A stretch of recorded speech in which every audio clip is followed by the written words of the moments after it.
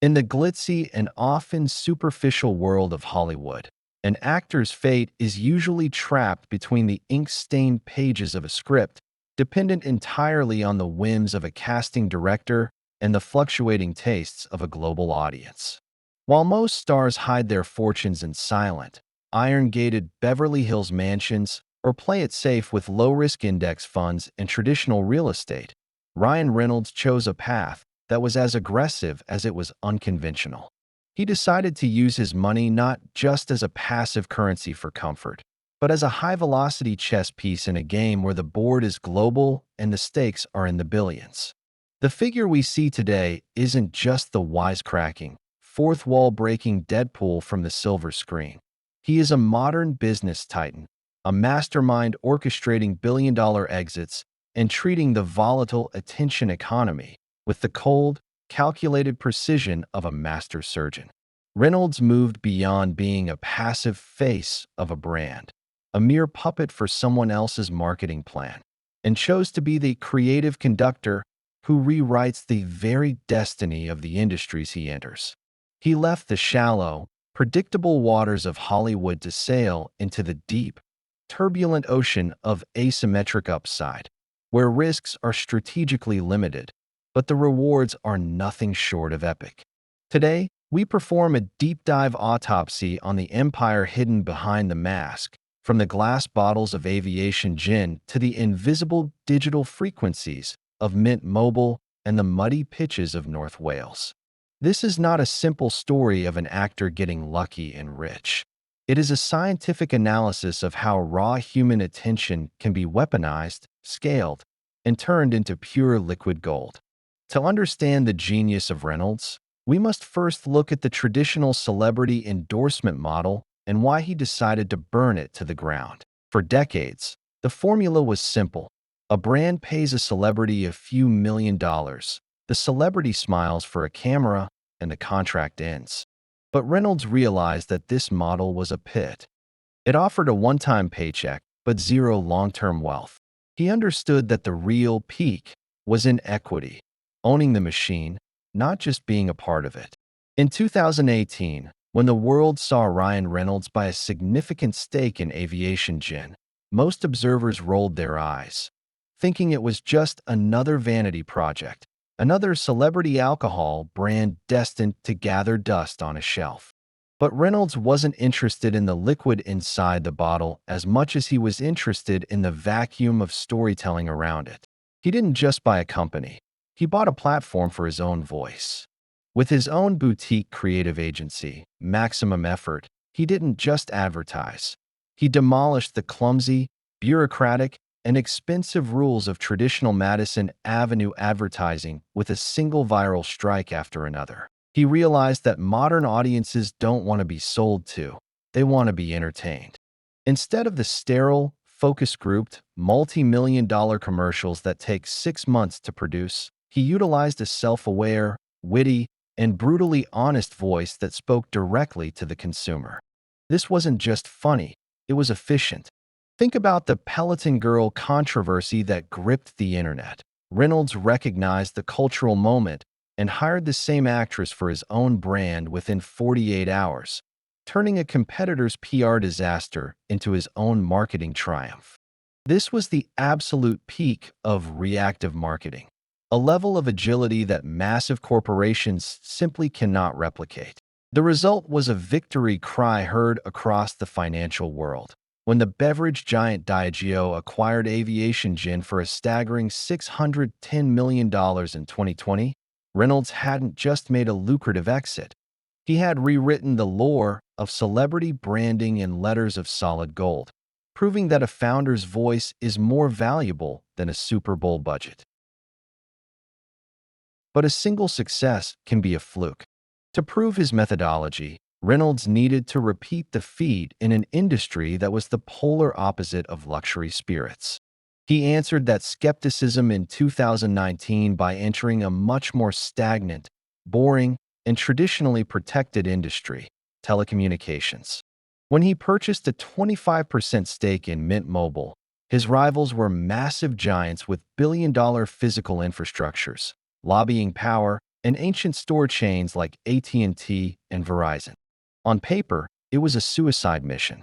But Reynolds understood something the giants had forgotten.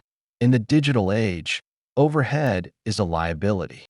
He had only one thing that mattered: unshakable efficiency and the undivided attention of millions. He pushed aside the boring, robotic, corporate language of the telecom world, replacing it with ads that claimed they were honest because they didn't waste the customer's money on fancy Super Bowl slots or celebrity cameos. Even though he was the celebrity, he treated the giant's massive overhead costs as a fundamental skill issue.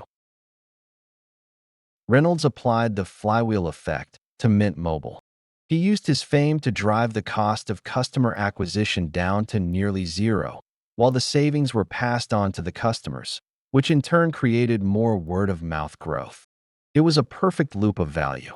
In 2023, when T-Mobile acquired Mint Mobile for a monumental $1.35 billion, Reynolds' estimated $300 million personal take was the sharpest and most decisive move in modern retail history.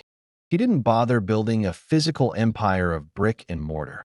He built a more resilient empire of digital trust and high-speed loyalty.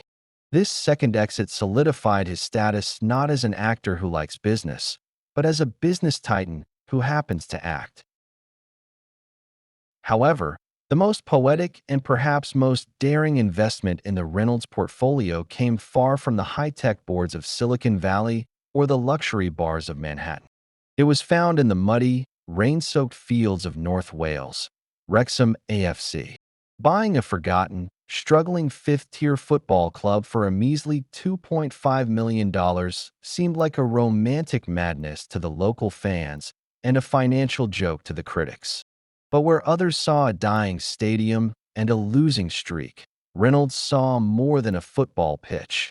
He saw a raw, real, and deeply emotional global story waiting to be told. This is where he utilized the content as a service model.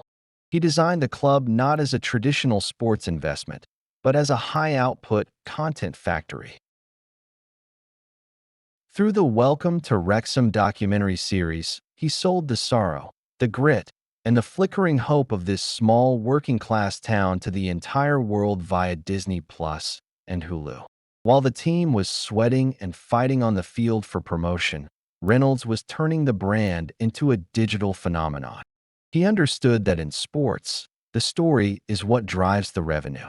Today, Wrexham AFC jerseys are sold out from Los Angeles to Tokyo, and the club's valuation has skyrocketed into the hundreds of millions. This is the ultimate romantic and strategic proof of how a brand can reach its peak, not just by winning trophies, but by creating a global community of stories that people are desperate to be a part of. He didn't just buy a team, he bought a town's heartbeat and gave it a megaphone. What connects these seemingly random investments? It's the maximum effort philosophy. Reynolds has mastered the art of attention arbitrage. He knows exactly where attention is undervalued and how to capture it at a low cost. While traditional companies spend 20% of their revenue on marketing, Reynolds uses his creative agency to turn marketing into a profit center. His ads are so entertaining that people actively search for them, watch them, and share them. This is the unfair advantage that other corporations can only dream of. He has created a self-sustaining ecosystem where his movies promote his brands promote his agency, and his agency promotes his investments. It is a closed loop of influence and capital. But it isn't just about humor. It's about the logic of efficiency. Reynolds is a student of lean business models. He prefers companies that can scale digitally without the need for massive labor forces or physical assets. Aviation Gin didn't need its own fleet of trucks. It needed a brand people asked for at the bar. Mint Mobile didn't need thousands of stores. It needed a SIM card that worked.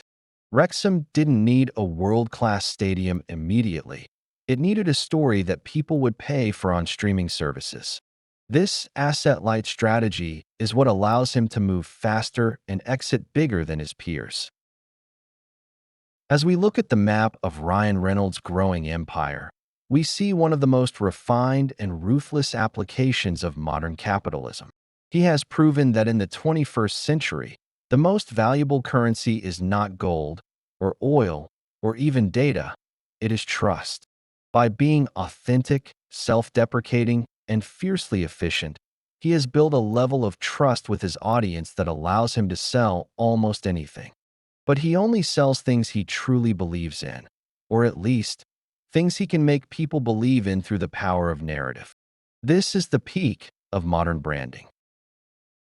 The Ryan Reynolds file closes today, proving once and for all that a master strategy is not just about the numbers on a balance sheet, but about the souls you capture and the stories you tell. He is the king of the long game, the master of the exit, and the blueprint for the next generation of business-minded creators. In a world full of corporate pits and short-term thinkers, be a peak. Be like Reynolds. Dissect the data, capture the attention, and never, ever settle for just a paycheck. This is Peak or Pit. We'll see you at the next breakdown, where we will once again peel back the layers of greatness and failure to find the truth hidden in the numbers. Stay sharp, stay efficient, and keep aiming for the peak.